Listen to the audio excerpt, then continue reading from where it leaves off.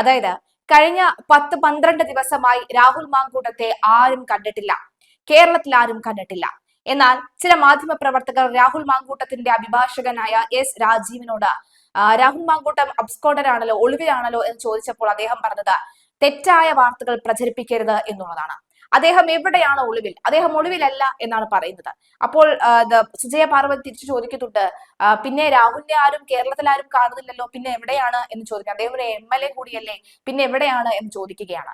അപ്പോൾ പറയുന്നുണ്ട് അദ്ദേഹം ഉള്ളിടത്ത് തന്നെ ഉണ്ട്, നിങ്ങൾ തിരക്കി നോക്കൂ, അദ്ദേഹം ഉള്ളിടത്ത് തന്നെ ഉണ്ട്, അദ്ദേഹം ഒളിവിലാണ് എന്നൊന്നും പറയാറായിട്ടില്ല, അബ്സ്കോണ്ടൊന്നും അല്ല എന്നാണ് അഡ്വക്കേറ്റ് രാജീവ് പറഞ്ഞിരിക്കുന്നത്. അന്ന് നടന്ന വാദപ്രതിവാദത്തിൽ സുജയ പാർവതിക്ക് കണക്ക് രാജീവ് കൊടുത്തു എന്ന് വേണം പറയാൻ. അഭിഭാഷകൻ കൂടിയാണ് അദ്ദേഹം, അഭിഭാഷകനായ അദ്ദേഹം നന്നായി കൊടുത്തു എന്ന് തന്നെ അറിയാം. കാരണം അദ്ദേഹത്തിനോട് ചോദിച്ച ചോദ്യം എന്ന് പറയുന്നത് എന്തായിരുന്നു വാദം, രാഹുലൊക്കെ തന്നെ പുറത്തിറങ്ങുമോ എന്നൊക്കെയുള്ള ഒരു ചോദ്യമായിരുന്നു. അപ്പൊ അദ്ദേഹം പറയുന്നു, വാദത്തെ കുറിച്ചൊക്കെ ഞാൻ കോടതിയിലല്ലേ പറയേണ്ടത്, നിങ്ങളോടാണോ പറയേണ്ടത് എന്ന് കയറി തിരിച്ചു ചോദിക്കുന്നുമുണ്ട്.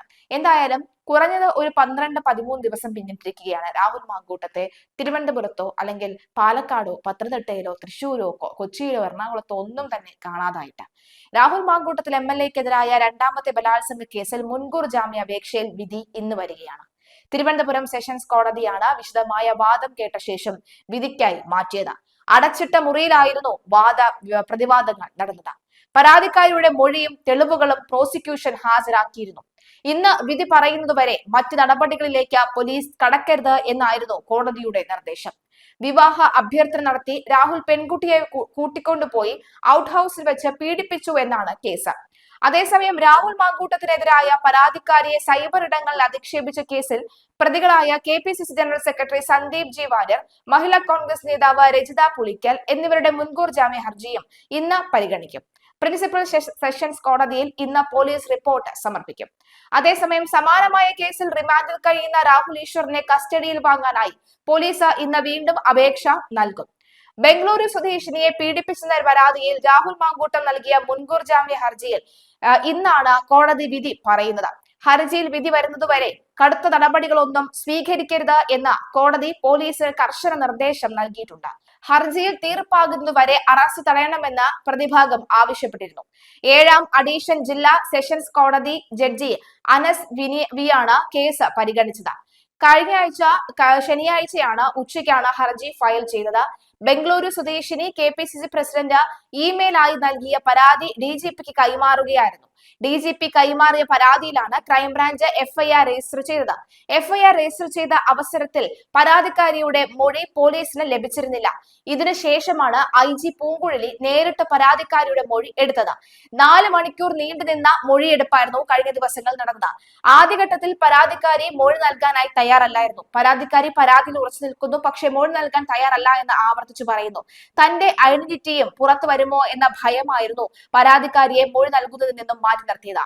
എന്നാൽ SIT കൃത്യമായി തന്നെ പരാതിക്കാരിയെ പറഞ്ഞ് മനസ്സിലാക്കി, ഒരു പോറൽ പോലും വരികയില്ല എന്ന് പറഞ്ഞ് മനസ്സിലാക്കി, ഒരു വിവരവും പോലും പുറത്തു പോകില്ല എന്ന് വ്യക്തമാക്കിയതിനു ശേഷമാണ് പൂങ്കുഴലി നേരിട്ട് പരാതിക്കാരിയെ കാണുകയും മൊഴി രേഖപ്പെടുത്തുകയും ചെയ്തത്. 4 മണിക്കൂർ നീണ്ടുനിന്ന ഒരു മൊഴിയെടുപ്പായിരുന്നു കഴിഞ്ഞ ദിവസം നടന്നിരുന്നത്. അതിൽ കൃത്യമായി തന്നെ രാഹുൽ മാങ്കൂട്ടത്തിനെതിരെ രാഹുൽ ഒരു ബ്രൂട്ടലി റേപ്പ് ചെയ്ത ഒരു പെൺകുട്ടിയാണ് എന്നാണ് മനസ്സിലാക്കാൻ സാധിക്കുന്നത്, അല്ലെങ്കിൽ പറഞ്ഞു വെക്കുന്നത്. അതിൽ പറയുന്ന കാര്യം തന്നെ ഉപദ്രവിച്ച്, അതായത് ശരീരത്തിൽ മുറിവേൽപ്പിച്ചുകൊണ്ട് പീഡിപ്പിച്ചു എന്നാണ് പറയുന്നത്. തന്നെ വിവാഹ വാഗ്ദാനം നൽകിയാണ് പീഡിപ്പിച്ചത്. വിവാഹം കഴിക്കാമെന്ന് പറഞ്ഞു. അമ്മയ്ക്കും അച്ഛനും ഒക്കെ തന്നെ ഇക്കാര്യങ്ങളൊക്കെ അറിയാം. രാഹുലിന്റെ കുടുംബത്തിനും ഇക്കാര്യം അറിയാം. എന്നാൽ പിന്നീട് രാഹുലിന്റെ സ്വഭാവത്തിൽ ഒരു മാറ്റം സംഭവിക്കുകയായിരുന്നു എന്നാണ് ഈ യുവതി പറയുന്നത്. ഔട്ട് ഹൗസിൽ വിളിച്ചാണ് കൊണ്ടുമാണ് പോയത്, ഇങ്ങനെ ഉപദ്രവിച്ചത്. ഭയമായിരുന്നു പുറത്തു പറയാൻ. ഇയാളുടെ പലർക്കും അറിയാത്ത പല സ്വഭാവങ്ങളും ഇയാൾക്കുണ്ട് എന്നാണ് പറയുന്നത്. എന്തായാലും പോലീസുമായി ഓൺലൈനിൽ ബന്ധപ്പെടാൻ എല്ലാ സാഹചര്യവും സൗകര്യവും ഉണ്ടായിരിക്കെ പരാതിക്കാരി KPCC പ്രസിഡന്റിന് ഇമെയിൽ സന്ദേശം അയച്ചത് പരാതി പറഞ്ഞതിൽ ദുരൂഹതയുണ്ടെന്നാണ് പ്രതിഭാഗം വാദം. അതായത് നേരത്തെയുള്ള, അതായത് അതിജീവിത നമ്പർ 1 ആയിട്ടുള്ള ആ പെൺകുട്ടി പരാതിയുമായി പോയത് മുഖ്യമന്ത്രിയുടെ വസതിയിലായിരുന്നു, ആദ്യം ക്ലിഫ് ഹൗസിൽ. എന്നാൽ മുഖ്യമന്ത്രി തന്നെ പറഞ്ഞു ഇവിടെ അല്ല പരാതി നൽകേണ്ടത് എന്ന് പറഞ്ഞപ്പോൾ പിന്നീട് അവിടെ നേരെ മുഖ്യമന്ത്രിയുടെ ഓഫീസിലേക്ക് സ്റ്റേഷനിലേക്ക് പോകുന്നു, അവിടെ പരാതി നൽകുന്നു. ഇപ്പോഴിതാ നമ്പർ 2 അതിജീവിത, രണ്ടാമത്തെ അതിജീവിത പരാതി നൽകിയതാകട്ടെ KPCC പ്രസിഡന്റും. എന്താ ഇവിടുത്തെ പോലീസ് സംഘമൊക്കെ തന്നെ ഈച്ചയടിക്കാൻ ഇരിക്കുകയാണോ എന്നാണ് ചോദ്യം. ഇവരൊക്കെയാണ് പരാതി ഇങ്ങോട്ടേക്ക് ഫോർവേഡ് ചെയ്യുന്നത്. അപ്പോൾ ഇവിടുത്തെ ആഭ്യന്തരം സ്ത്രീകൾക്ക് വേണ്ടിയുള്ള സ്ത്രീകൾക്ക് വേണ്ടിയുള്ള ഭരണപക്ഷം എന്ന് പറയുന്ന ഭരണപക്ഷം ഭരിക്കുന്ന ആഭ്യന്തര വകുപ്പ്, മുഖ്യമന്ത്രി ഭരിക്കുന്ന ആഭ്യന്തര വകുപ്പ് ഇവിടെ കിഴങ്ങ് പറിക്കാനിരിക്കുകയാണോ എന്നാണ് പലരും ചോദിക്കുന്നത്. എന്തായാലും കിഴങ്ങ് പറിച്ചുകൊണ്ടിരുന്നു കൊള്ളൂ. ഇവിടത്തെ ജനങ്ങൾ എന്തൊക്കെയാണ് എന്ന് വ്യക്തമായി ശ്രദ്ധിക്കുന്നുണ്ട്. കഴിഞ്ഞ ദിവസമൊക്കെ തന്നെ തദ്ദേശ തെരഞ്ഞെടുപ്പിൽ രാഹുൽ മാങ്കൂട്ടം വിഷയം കത്തിക്കയറുമെന്ന് വിചാരിച്ചിരുന്നുവെങ്കിലും രാഹുൽ മാങ്കൂട്ടത്തെ വിഷയത്തെ കവച്ചു വെക്കുന്ന, മറികടന്ന് വെക്കുന്ന സ്വർണ്ണപ്പാളി വിഷയം കേരളത്തിലുള്ളിടത്തോളം കാലം രാഹുൽ മാങ്കൂട്ടത്തിൽ വിഷയം ഒരു വ്യക്തിപരമായ വിഷയമായി മാത്രമേ ആളുകൾ കാണുകയുള്ളൂ. രാഹുൽ മാങ്കൂട്ടത്തോട് ദേഷ്യമുണ്ടെങ്കിൽ രാഹുൽ മാങ്കൂട്ടത്തെ ഒരുപക്ഷെ അദ്ദേഹം സ്ഥാനാർത്ഥിയായി നിൽക്കുമ്പോൾ അദ്ദേഹത്തെ തള്ളി പറഞ്ഞാൽ പോലെ, അല്ലെങ്കിൽ അദ്ദേഹത്തിന് വോട്ട് ചെയ്യാതിരുന്നാൽ പോലെ, അതെന്തിനാണ് അദ്ദേഹത്തിനോടുള്ള ദേഷ്യം അല്ലെങ്കിൽ അദ്ദേഹത്തിനോട് ഏതെങ്കിലും തരത്തിലുള്ള വെറുപ്പുണ്ടെങ്കിൽ അതെന്തിനാണ് എല്ലാവരോടുമായി തീർക്കുന്നത്? പക്ഷെ സ്വർണ്ണക്കുള്ള അങ്ങനെയല്ല. ഒരു സംവിധാനം മുഴുവൻ ഇറങ്ങി നിന്നുകൊണ്ടാണ് അയ്യന്റെ തിരുവാഭരണങ്ങൾ പോലെ അയ്യന്റെ സ്വർണം, സ്വത്ത് ഇവയെല്ലാം അടിച്ചു മാറ്റിക്കൊണ്ട് പോകുന്നത്. അപ്പോൾ ജനങ്ങൾ ചോദിക്കും, അപ്പോൾ ജനങ്ങൾ പ്രതികരിക്കും.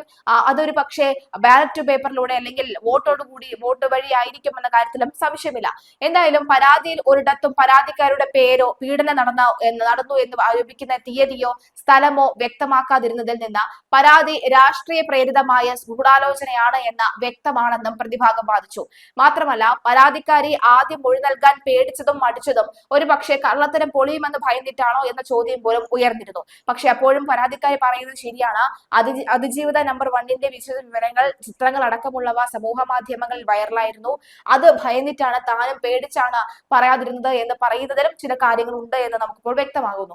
എന്തായാലും 2023 ഏതോ ഒരു ഹോം സ്റ്റേയിൽ വെച്ച് പീഡനം നടന്നു എന്നാണ് പരാതിയിലെ ആരോപണം. അവ്യക്തമായുള്ള പരാതി രാഹുലിനെതിരായ ആദ്യ കേസ് കോടതി പരിഗണിച്ച ശേഷമാണ് ഉണ്ടായതെന്നതിൽ നിന്ന് പരാതിക്ക് പിന്നിലെ ദുരൂഹത വ്യക്തമാണെന്നും പ്രതിഭാഗം വാദിച്ചു. പരാതി യാഥാർത്ഥ്യമാണെന്നായിരുന്നു പ്രോസിക്യൂഷൻ വാദം. പരാതിക്കാരി വ്യക്തമായ മൊഴി നൽകിയ സാഹചര്യത്തിൽ പ്രതിക്ക് ജാമ്യം അനുവദിക്കരുതേ എന്നും പ്രോസിക്യൂഷൻ വാദിച്ചിരുന്നു. ആദ്യത്തെ ബലാത്സംഗ പരാതിയിൽ കേസെടുത്തതിന് പിന്നാലെ 12 ദിവസമായി രാഹുൽ മാങ്കൂട്ടത്തിൽ ഒളിവിൽ തുടരുകയാണ്. ഈ കേസിൽ രാഹുലിന്റെ അറസ്റ്റ് ഹൈക്കോടതി താൽക്കാലികമായി തടഞ്ഞിരുന്നു. ഈ കേസ് ഡിസംബർ 15ലേക്ക് മാറ്റിയിരിക്കുകയാണ്. യുവതിയെ ബലാത്സംഗം ചെയ്യുകയും നിർബന്ധിച്ച് ഗർഭചിത്രം നടത്തുകയും ചെയ്തെന്ന പരാതിയിലാണ് ആദ്യത്തെ കേസ് വരുന്നത്. എന്തായാലും ഹൈക്കോടതിയിൽ എസ് രാജീവ് ശക്തമായി തന്നെ പോരാടാൻ ഉറച്ചു നിൽക്കുകയാണ്. ഇവിടെ സെഷൻസ് കോടതിയിൽ ശാസ്തമംഗലം മജിത്തായിരുന്നു കേസ് വാദിച്ചിരുന്നത്. പിന്നീട് അഭിഭാഷകനെ മാറ്റിയിട്ടില്ലെന്നാണ് ഇപ്പോൾ വ്യക്തമാകുന്നത്.